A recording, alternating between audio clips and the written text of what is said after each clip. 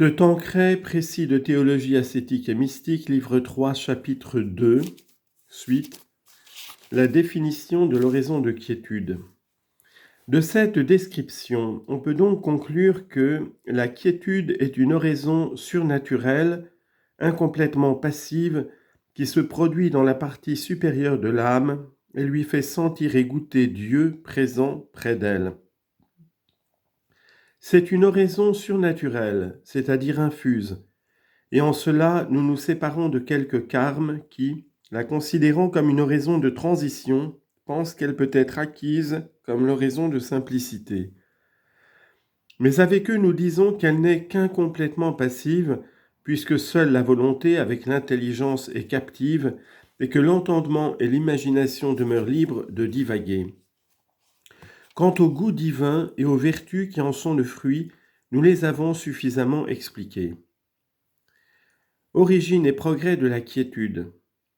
En général, la quiétude est accordée aux âmes qui se sont déjà exercées à la méditation pendant un temps notable et qui ont passé par la nuit des sens.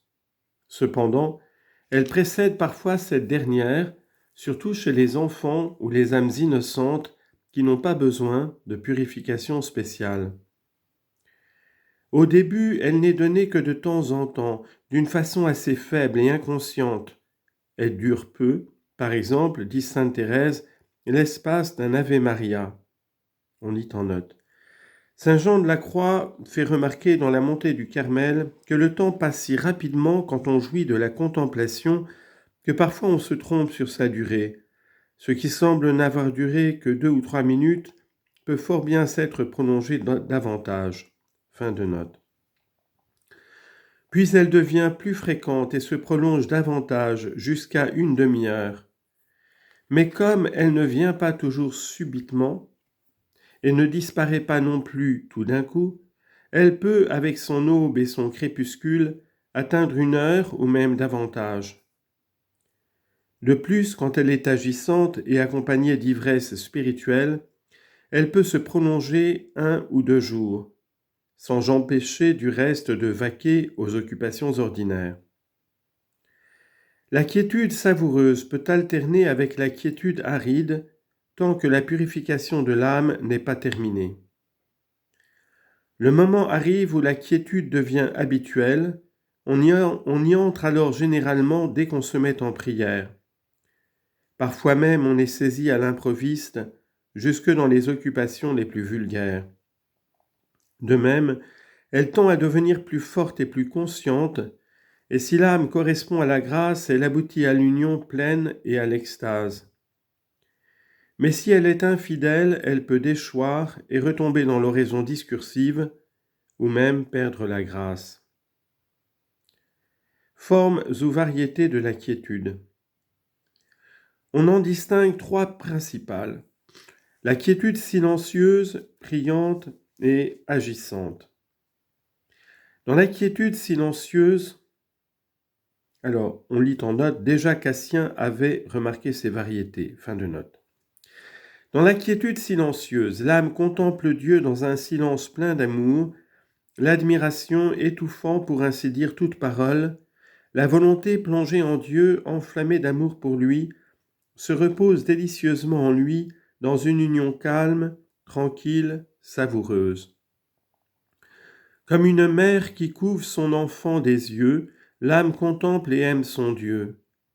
Elle ressemble alors, dit sainte Thérèse dans le chemin de la perfection, à un petit enfant à la mamelle attaché au sein de sa mère, qui dans sa tendresse lui fait couler le lait dans la bouche sans qu'il ait à remuer les lèvres.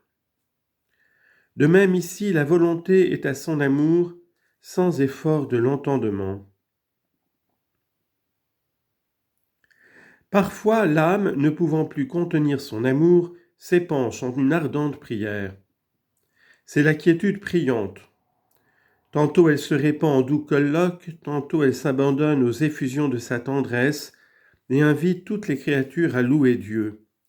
Elle dit 1000 saintes folies qui vont droit au cœur de celui qui la met ainsi hors d'elle-même. Sainte Thérèse composait alors des strophes pour dépeindre son amour et son tourment.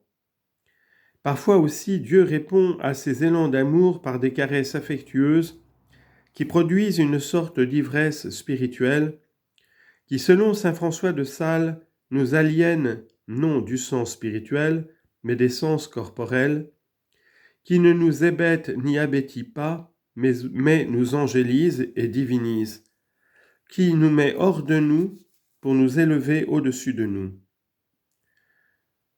Tout ce passage était donc une citation de sainte Thérèse d'Avila au chemin de la perfection. Il est des cas où la quiétude devient agissante.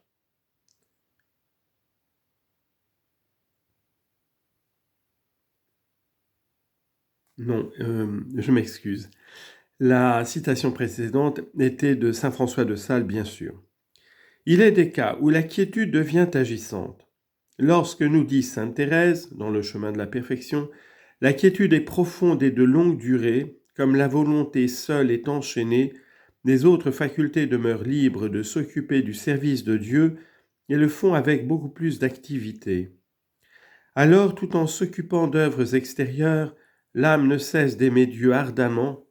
C'est l'union de Marthe et de Marie, de l'action et de la contemplation.